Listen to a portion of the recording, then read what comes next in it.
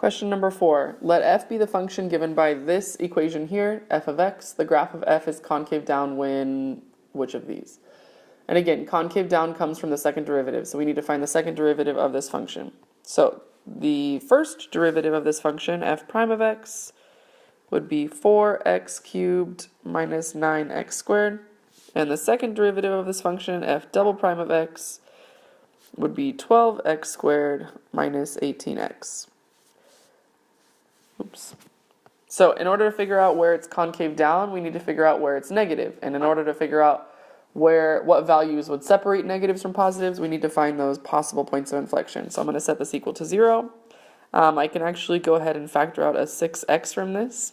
So that leaves me with 2x minus 3. And when I solve that, I get x equals 0 and x equals 3 halves.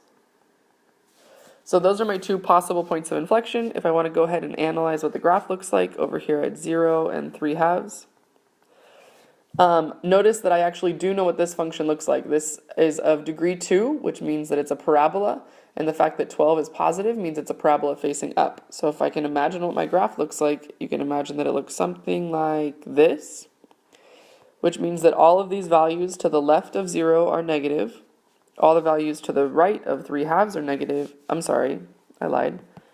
Let's go back. All the values to the left of 0 are positive. All the values to the right of 3 halves are positive. And all the values in between 0 and 3 halves are negative. And again, because it's above the x-axis on this side, above the x-axis on this side, and below the x-axis in between there. So if we go back to reading our question one more time, it says the graph of f is concave down when it's only concave down right here in this interval, because those are the places where the second derivative is negative, and that's concave down. So in between 0 and 3 halves. And the only answer choice that says x is between 0 and 3 halves would be answer choice E.